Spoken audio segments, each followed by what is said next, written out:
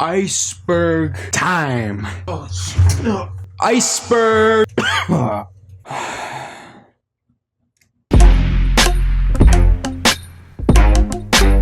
So today, if you couldn't guess, we're taking another dive into the ocean mystery iceberg. So this is the third episode of this series, so let's just take a little gander. Also, like and subscribe, I'm just saying, bro. So once again, there's no names for this layer. Now, since there's actually two of them, which is quite unique for this iceberg, I'm actually going to give them the names, since they're underwater, to Pattar and Spingling. So first on this tier, we have the Sargasso seas carnivorous seaweed. I don't know if I pronounced that correctly, but deal with it. I'm a stupid guy on the internet with a camera, okay? You think I can pronounce things properly, okay?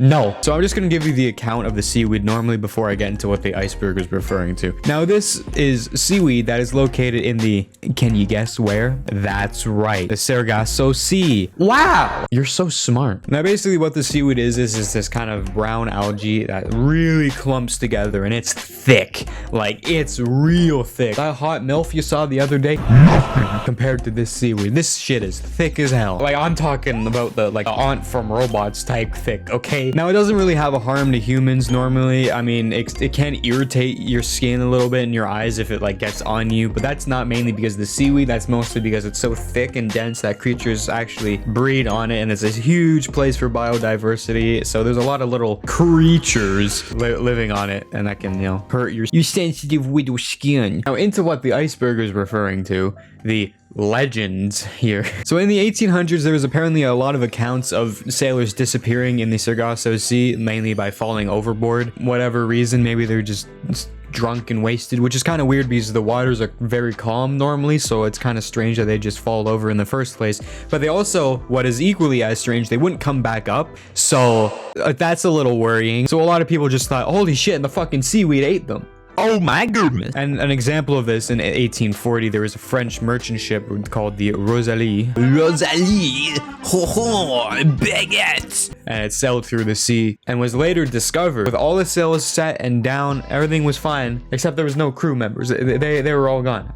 So we don't know what happened. Now, obviously, there's no evidence of carnivorous seaweed. It's just the accounts of some sailors that are kind of like, oh my god, that plant just ate a fucking guy. Holy shit. Since this seaweed is so thick, it's actually been theorized that they just fell in and then couldn't get back up because, I mean, it's something so thick. The weight of a man falling off of a ship and falling in would probably be enough to split through and then them go under the seaweed. But since it's so thick, getting yourself back up without anything to push off of, it's kind of difficult. So maybe with the French ship, one person fell overboard, they didn't come back up, so one person went in to go get them and then didn't come back up, and then another person, and then another, and then another. Again, that's just my theory, but some people have connected this, and maybe the ghost ships going around that the seaweed ate people off of, maybe it's connected to the Bermuda Triangle. I have no idea. I'm just. And carnivorous seaweed is also featured in the movie The Lost Continent. So, moving on. So next up in the iceberg is vertical migration. Now, this was kind of an interesting one because it led me down a disturbing rabbit hole. So I'm just going to explain vertical migration, just the definition of it, just to get that out of the way before I explain what I think this is alluding to.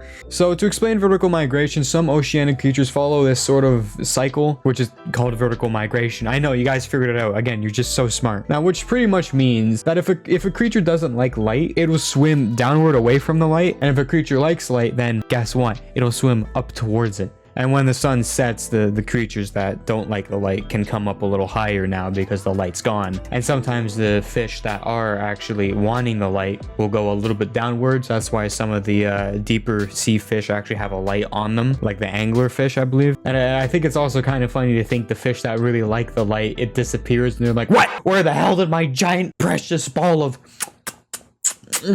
light go? So now, that being explained to the best of my ability, so in the Gulf of Aden in 2010, there was an incident that was allegedly the direct cause of a project called the Artificial Sun. I don't know if that's the official name, but that's what I'm seeing it called. To sum it up really quickly, they kind of made a thermal reactor and just threw it in the ocean to keep it really cool. Now, if you know anything about thermal reactors, you know that they're pretty bright. So what I just explained to you about vertical migration, how light can cause different animals to go up or down in terms of depth, what do you think happened when they put a thermal reactor into the ocean that emits this really bright light at night, so all the fish swim up that really like the light, and then all the predators that are hunting them when they go down come up to the surface. Stuff that normally would never go to the surface. What do you think happened? do you see where I'm going with this? Now, allegedly, that had kind of awoken Satan or some sort of like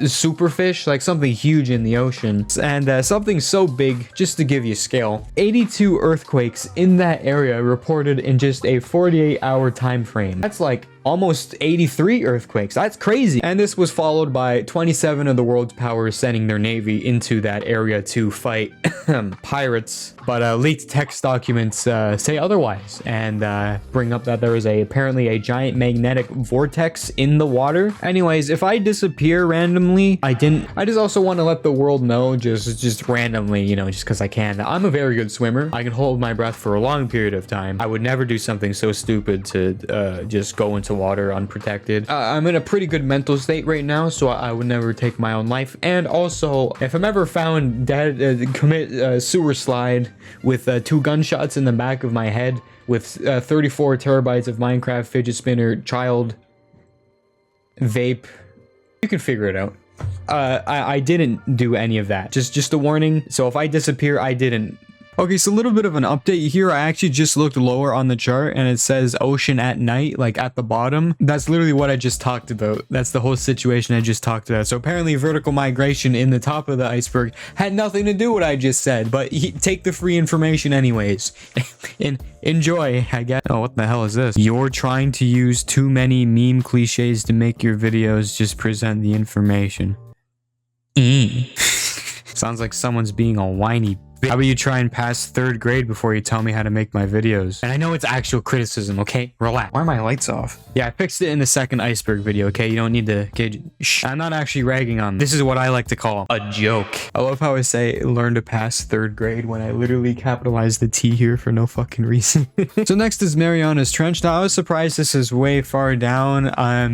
I would have expected more publicity with this one, considering, you know, all the documentaries about it and how it was featured in the movie The Meg and all the different species discovered in it. But anyways, the Mariana's Trench is just a trench, you know, located in the western Pacific Ocean, and is about 124 miles from the Mariana Islands, in that ballpark, and is about, let's see here.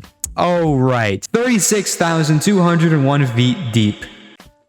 Wow. So almost 7 miles. That's, it's almost as deep as your mama's ass. So yeah, of course, being this mysterious, there's a whole lot of conspiracies about it, being like, oh, the Megalodon lives down there. Oh, the Kraken lives down there.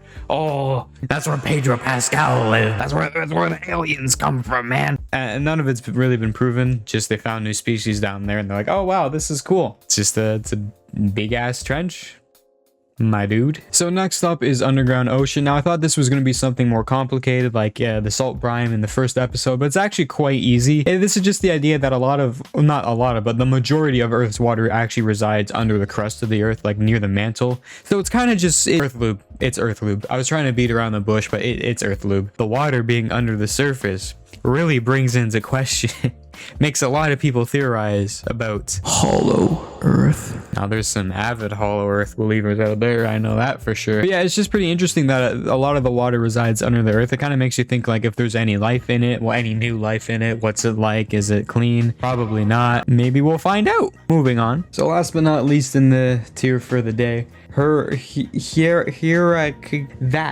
that thing. Now it's an Egyptian city that was thought to have been lost, and it was lost underwater, but recently it had been unearthed. And by recently I mean like 2000s, like right at the start of 2000, I believe, that it was finally unearthed. Found it, and they found a whole lot of cool artifacts. And most interestingly, out of this that I found in this iceberg about this story, they found a tablet, a huge tablet. That was this giant tablet that the people thought like had a god contained in it, which is really cool, and it had perfectly preserved hieroglyphics on it. My favorite part about this, apparently the tablet contains so many curses written on it about the nation's enemies that it's referred to as the Egyptian atomic bomb.